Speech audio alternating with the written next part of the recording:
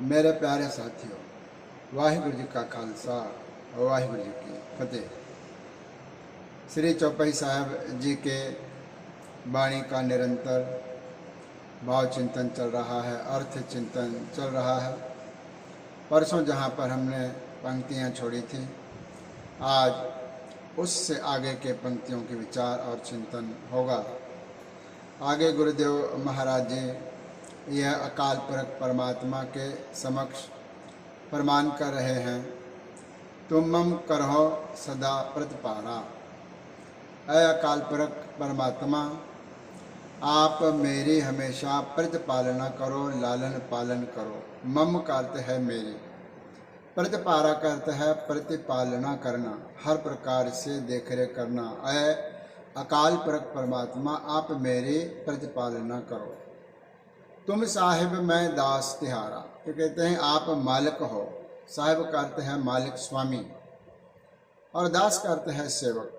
आप मेरे स्वामी हो और मैं आपका दास हूँ। फिर कहते हैं जान आपना मुझे निवाज। ऐ अकाल पुरख परमात्मा, मुझे अपना ही जान करके निवाजो, निवाज न करो।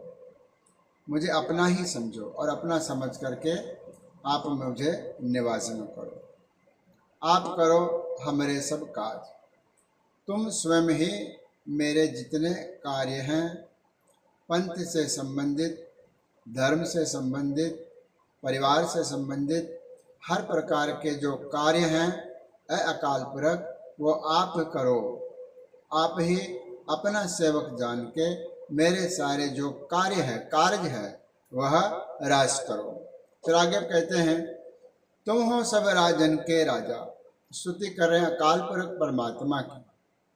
अकाल पुरख परमात्मा सब राजाओं का राजा है। कहते हैं आप, तुम हो, आप हो, क्या हो? सब राजन के राजा, जितने बड़े बड़े राजे महाराजे महापुरख इस पृथ्वी पर पैदा हुए हैं, बड़े बड़े जो बलवान भीम जैसे लोग, बड़े बड़े जो अवतार कृष्ण और राम जैसे लोग, इन सब के भी तुम स्वामी हो।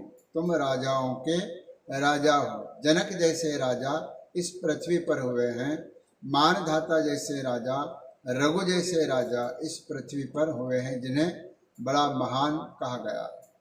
लेकिन अकाल पुरख परमात्मा, इन सब राजाओं के भी आप राजा हो, अर्थात महाराजा हो।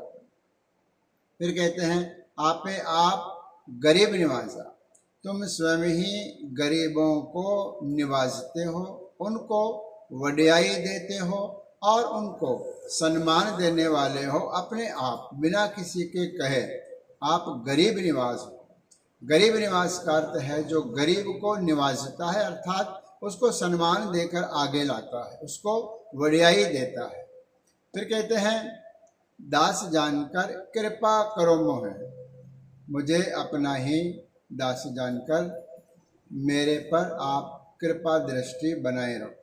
ये चौपाई साहब के अंदर जितनी भी बेनतियां हैं गुरु महाराज अकाल पुरख परमात्मा के समक्ष कर रहे हैं, वह प्रत्येक गुरसिख की भी बेनतियां यही है, करीब करीब यही होती है।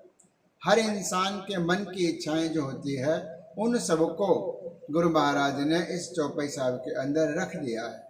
फिर कहते हैं मुझे अपना दास जानकर कृपा करो मोहे, मेरे ऊपर आप कृपा दृष्टि बनाए रखो। यह गुरु महाराज के लिए है क्या? यह हमारे लिए है। गुरु महाराज पर तो सदैव कृपा है, वह तो अकाल पुरख रूप स्वयं है।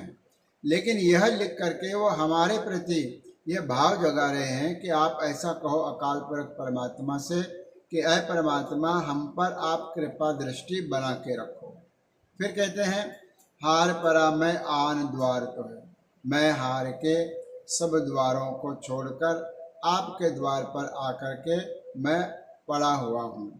सगल द्वार को छाड़कर गयो तुहारो द्वार, बाहें गहे के लाज अस गोविंद दास तुहार। यह जो गोविंद है ये आपका दास है, सभी द्वारों को छोड़ करके ऐ अकाल पुरख परमात्मा आपके द्वार पर आ गया है। हार परा मैं आन द्वार तो है, मैं आपके द्वार पर आकर हार कर पड़ा हुआ हूँ। ये प्रत्येक गुरसिख के विचार है जो गुरु महाराज अपने आप पे घटा के हमें कह रहे हैं, अर्थात समझा रहे हैं। इस प्रकार 2 छंद इस चौपाई साहब के रहते हैं, जिसके विचार हम परसों करेंगे।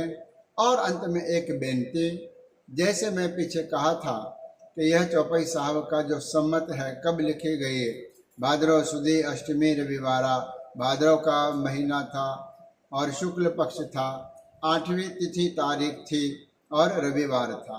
यह चौपाई साहब का जो वाणी लिखने और रचने का समय है, वह संपूर्णता का जो समय है वह अगले महीने सितंबर महीने में 11 तारीख को आ रहा है। उस दिन भी भादव सुदी अष्टमी है, लेकिन रविवार नहीं है, बुधवार है। तो कभी कभी कई सालों में ऐसा आता है कि जब के उसी तिथि को चौपाई साहब के संपूर्णता का दिवस आता है, लेकिन प्रत्येक वर्ष ऐसा नहीं होता। अभी जो आ रहा है ये बुधवार को आ रहा है। तो सबसे यह बेनती है कि यह चौपाई साहब का पाठ आज से ही आप करना आरंभ करें और 11 तारीख को 11 सितंबर को इसकी समाप्ति होगी। तो अपने अपने स्थानों पर आप खालसे पंथ की चढ़ती कला के लिए, मानवता के चढ़ती कला के लिए इन पाठों को आप समर्पित करके गुरु महाराज से अरदास करें। जितने भी आपसे हो सकते हैं, 1 पाठ, 2 पाठ, 10 पाठ, 11 पाठ रोज करके 11 तारीख तक जितने भी होंगे आपने नोट करना है और गुरु महाराज के समक्ष अरदास करनी है। ये बेनती मैं आपसे बार बार करता रहूँगा। आज इतना ही। धन्यवाद। गुरु राखा।